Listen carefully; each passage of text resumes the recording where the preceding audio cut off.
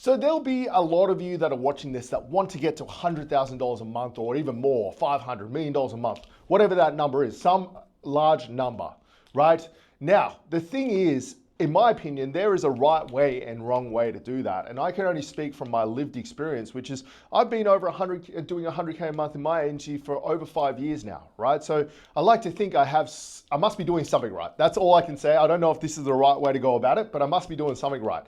Now, this leads me to a little bit of a sidebar before we get into the main bits of this, which is I want to show you the framework I use to do that.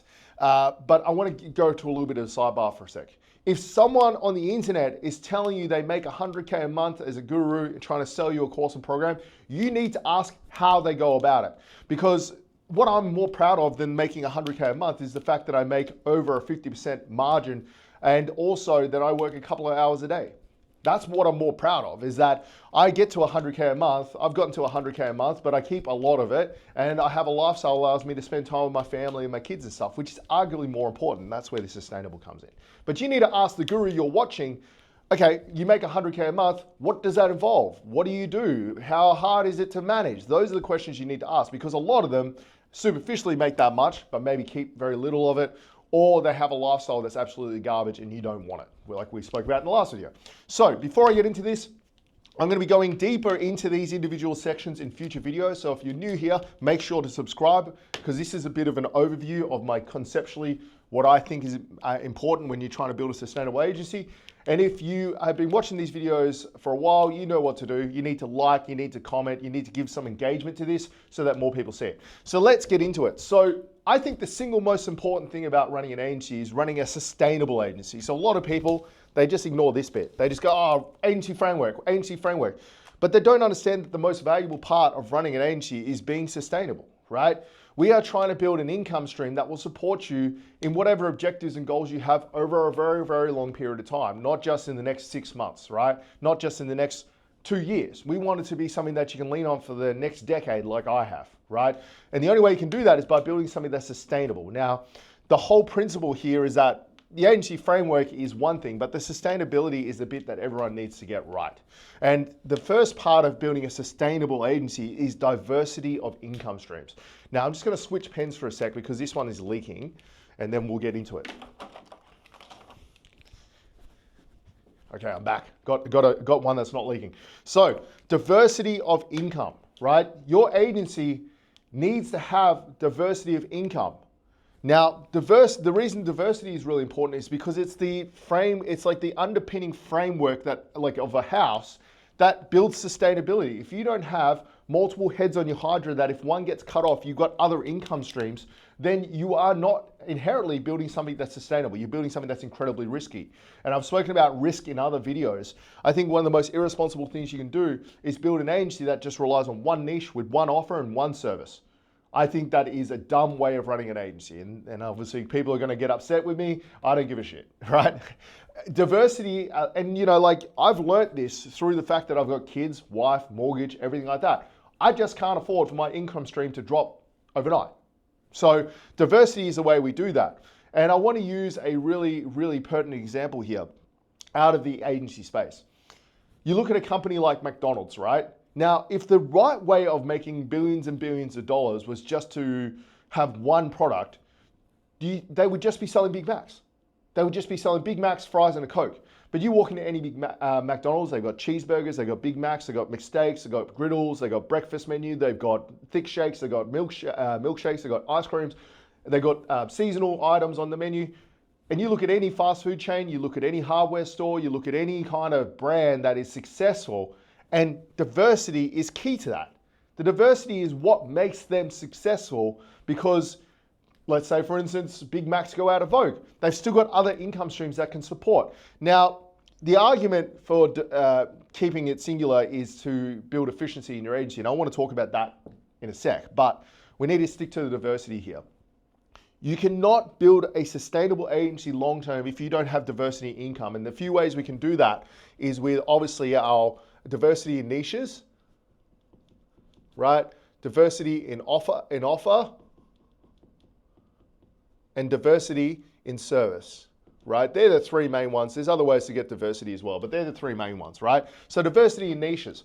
one of the big things I advocate for is that I don't like the idea of working in just one niche. And the reason for that is quite simple. Like, you work with roofers and you work with roofers only, yeah, you're gonna get really efficient, but the risk is there that, let's say, for instance, the industry slows down, or the addressable market's too small, or it's a lot of competition. You got literally all your eggs in one basket, and if all your eggs in one basket, you don't have diversity, you don't have something sustainable, right? So what I suggest people do, instead of just working in one niche, is to work in a few niches in a sector, 4 to 5 niches in a sector, and work with a few more obscure ones that has less competition. I literally talked about that in the last video, and you can find that here.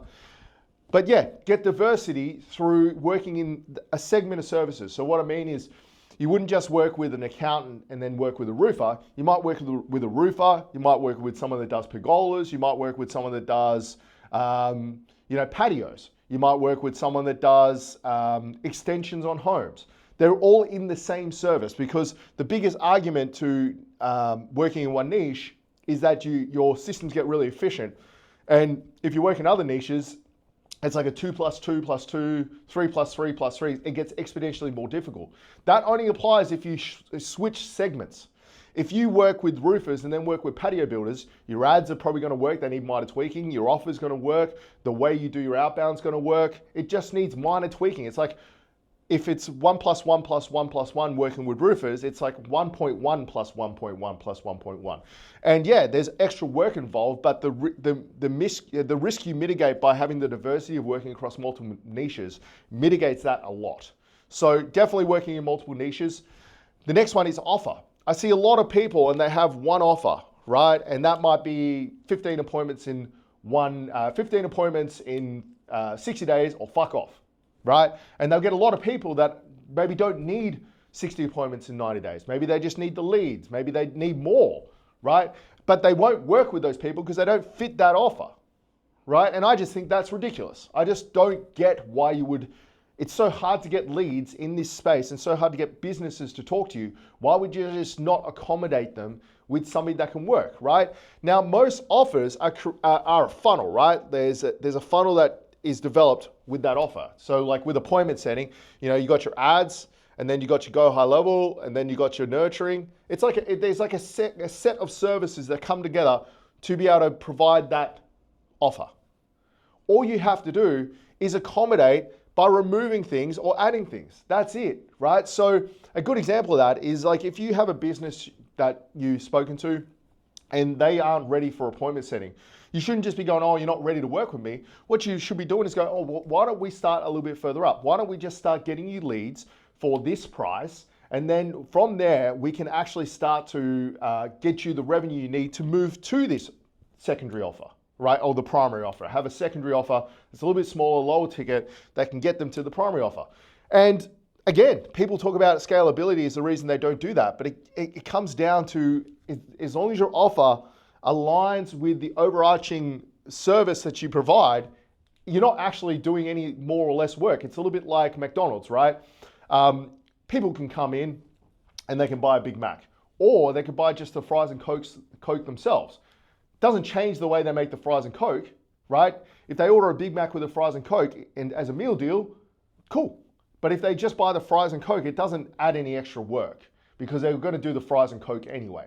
And I'll talk about this a lot in the scalability side, but you just need to understand that diversity comes from having multiple offers. For me, for instance, I will basically tailor an offer to a business, right? But it's made up of a whole bunch of productized services, and we'll talk about that in a sec. But that helps to create diversity. Now, diversity in service. This one is a bugbear of mine. There is a lot of agencies that will just do ads and then do nothing else, because they're taught that the way you scale is by having one service, one offer, one niche, and then you get to sit on a beach and drink pina coladas. It just doesn't work like that, right? Diversity of service is the single most important lever you can pull to create sustainability, right? I remember this very distinctly. I worked closely with an agency that was doing Vine, right? Vine ads. And that was their whole agency was built around Vine ads back when they were a thing. Then all of a sudden, Vine disappeared, their whole business collapsed overnight, and they're not in the agency space anymore. If they had just diversified their fucking service So they weren't just relying on Vine, they could have recovered and they could have done something about that, right? We don't know if Facebook ads are going to exist in 5 years. We don't know if Google ads are going to exist. We don't know if TikTok ads are going to exist. We don't know if content creation is going to exist. So we need to diversify our service offering to make sure we have sustainability over a long period of time, not just the next 2 years, but what is our agency doing in the next 5 years? There is a way of doing this though. You don't want to just willy-nilly add services. It comes down to the scalability part of the equation. There is a way of adding services, but like for context, we do Facebook ads, Google ads, websites, email marketing, social media. We do it all. We're a full service agency. Is it inefficient compared to just having one service? Yeah, arguably it is. But can you mitigate a lot of that inefficiency by having repeatability? For sure, right? So I am willing personally to take a bit of a hit from my efficiency standpoint down here and my scalability standpoint to have diversity to make sure I don't wake up one day with no income or like 50% of my income disappearing. And diversity is how we do that. The second part of this is retention. Retention is everything. And retention is actually if this is the framework, like let's say this is the body of the car, the retention and lifetime value are the engine and the motor and the drivetrain and everything, the mechanics that make that move. So this is like our shell of a car. These are the actual bits that make it move, right? And then this is the fuel that propels it. So retention, what do I mean by retention? Well, retention is a subjective thing, and what it should be, the number itself, is not relevant. Your retention is going to be what your retention number is, right? But the secret to understanding is that retention allows for lifetime value. The longer you keep someone, the more you make. The more you make, the more sustainable your agency is because you're not relying on sales to make income. Sales is inherently fluctuant in nature, like it fluctuates a lot. You can have good months, bad months. If you have a process for retention that leads to increasing in lifetime value, you will not have to sell as much. I call this the anti-sales flywheel. Effectively, I'm going to draw this here, but it's effectively like this, right? And like I said, I'm a better agency than I am drawer. So you have a client come in, you have upsells, referrals,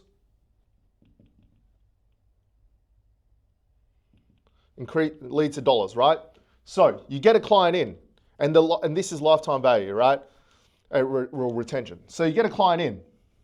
The more clients you get, the more upsells you'll be able to sell them on, which is the service offerings allow us to do that, which leads to more referrals, which reduces the requirement for sales, which leads to more money. That becomes a flywheel with the more people you put in. At the start, when you're first starting out, there's barely any movement here because you've got a few clients.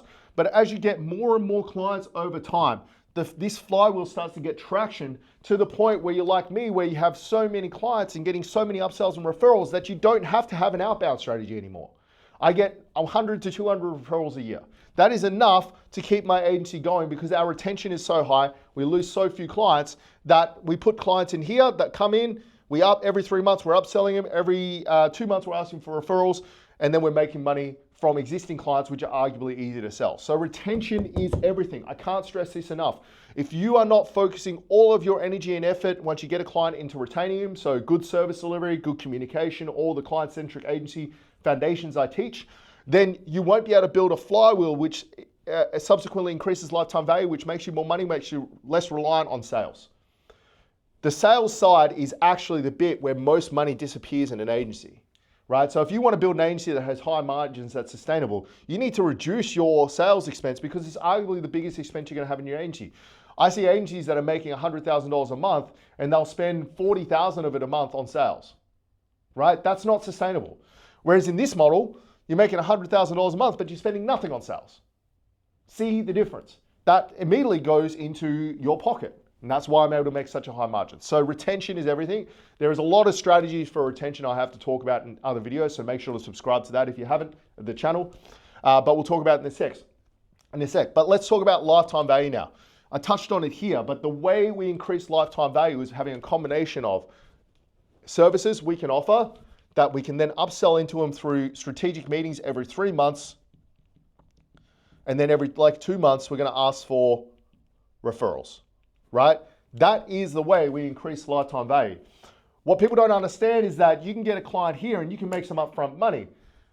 Or you can just increase the amount you make from your client long term and make way more. It's way easier to sell a client that's working with you on a website than it is to get a new client wanting Facebook ads. It's just easier because they've worked with you. So we always, in our agency, we have an entry point, which is either Facebook ads or Google ads, right? So we have an entry point, and then from there, 3 months in, we're gonna upsell them into something like emails, or we're gonna sell them into a website, or we're gonna upsell them into doing Go High Level and appointment setting. And I'm gonna talk about the model I actually use as an agency from a mechanism of making money in a future video, because it requires a video in of itself. But basically my goal and my objective as an agency is to just make as much as I can on the back end, don't charge as much on the front end when I initially get them, and try and keep them for as long as I can to make as much as I can over their lifetime, right? Because the longer you can keep a client paying you money, the more sustainable it actually is.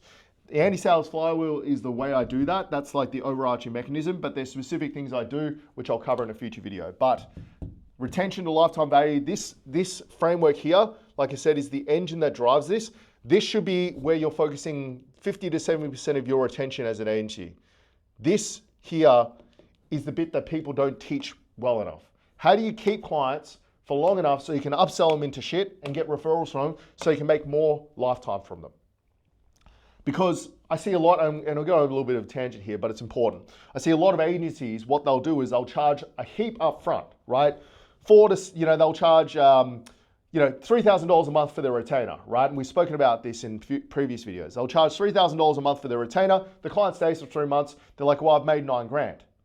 And they do that because they're too scared, because they don't think they're going to retain the client, because they don't have good processes for retention and lifetime value. Now, let's say that same client, you're charging $1,000 a month instead of $3,000 a month for their Facebook ads, right? Something more reasonable. And you've focused all your energy on retention and lifetime value. They might stay with you for a year.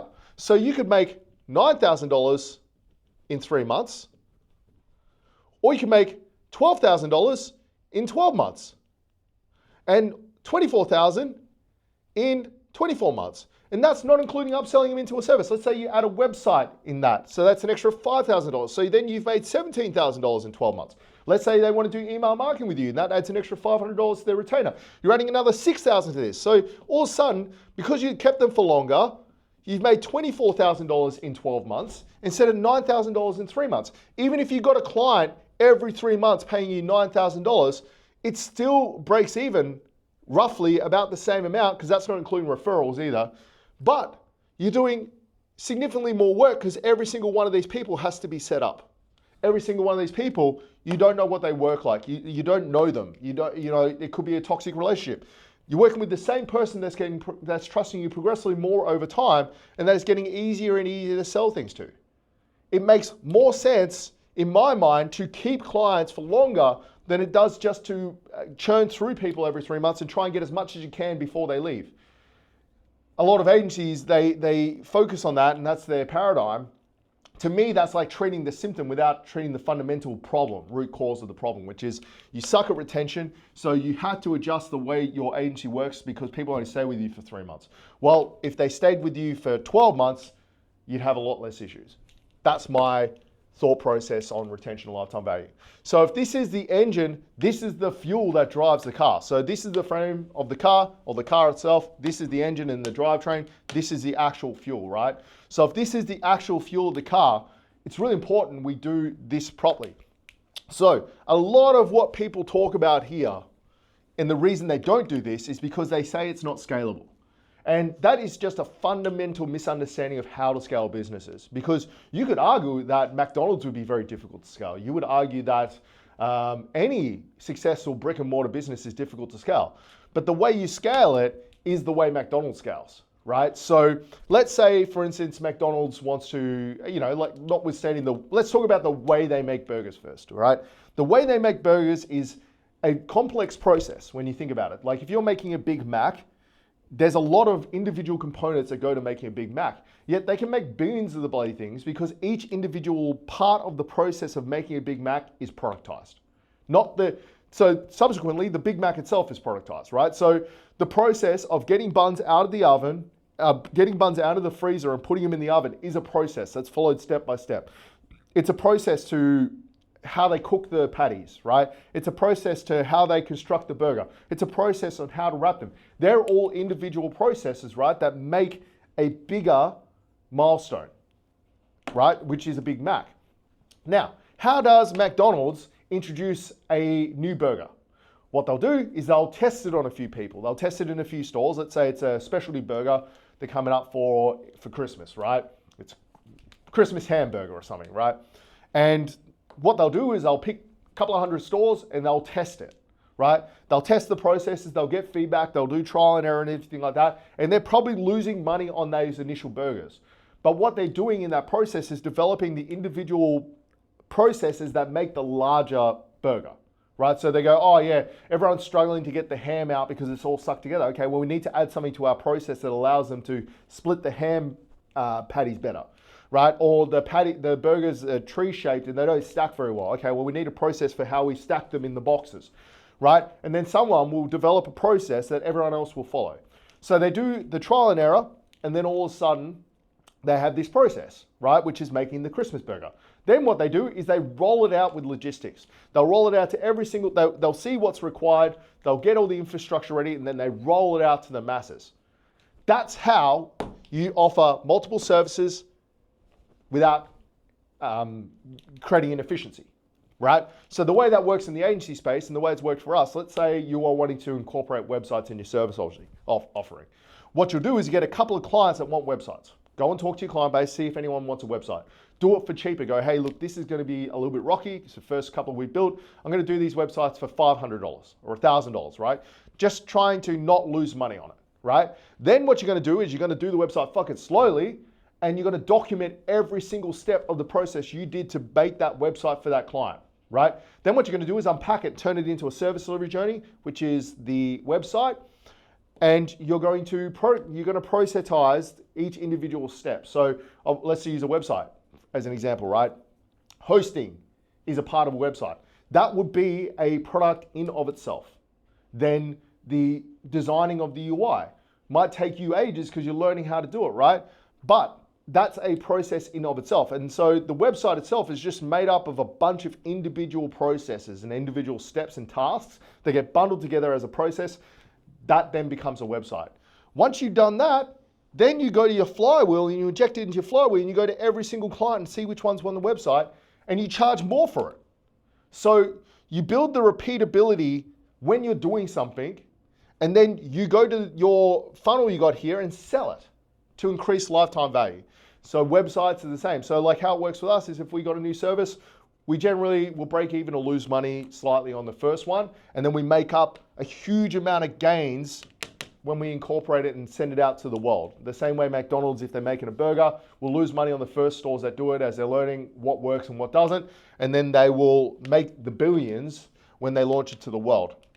And the big thing with being scalable and repeatable like that is that you do that, once you understand and learn how to do that, you do that for every part of your business, right? That framework of taking a bigger job that you need to do, whether that's like Facebook ads, for instance, breaking it down into its individual tasks and then productizing those tasks is how you scale. It doesn't matter if you run a single niche agency or you have a single offer.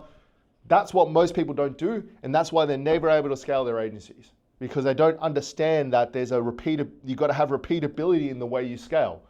You can't just be like let's use McDonald's again as an example. They don't need a professional chef to cook their fucking burgers, right? And the reason for that is because their individual steps are so productized on how to make the burger that any old person can do it. Anyone with no experience making a burger can follow the steps of cooking it, can follow the steps of putting the bun together, can follow the steps of putting the lettuce on, follow the steps of wrapping it, right?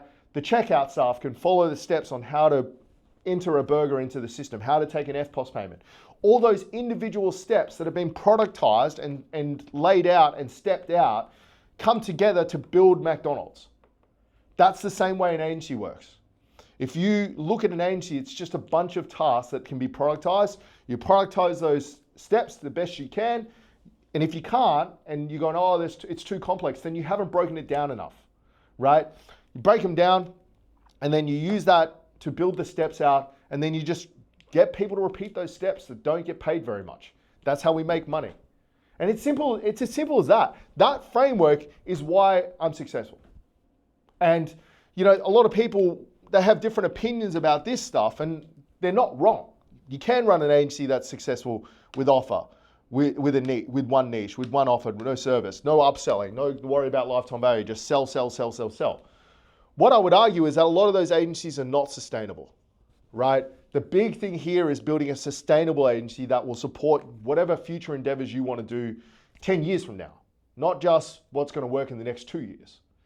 And the way we do that is by having an agency that's based around having income diversity, that is relying on retention that increases lifetime value, to reduce the requirement for sales through a anti-sales flywheel like this, that is based, and the backbone and the fuel that drives it is a level of scalability that's built on repeatability, like McDonald's.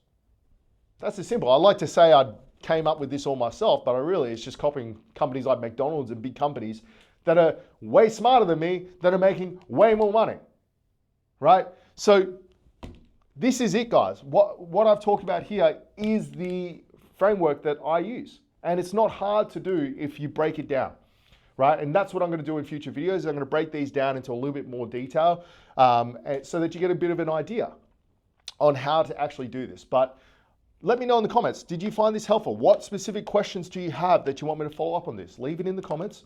I will do my best to answer those in future videos. But yeah, I don't see many people talking about retention and lifetime value as the key driver. And it's sad because there's a lot of agencies out there that wholly and solely rely on sales, and then all of a sudden the economy tanks and they are fucked, right? So guys, hopefully you got some value out of this video. Make sure to subscribe to get these future videos that I'm talking about here, and I'll catch you in the next one.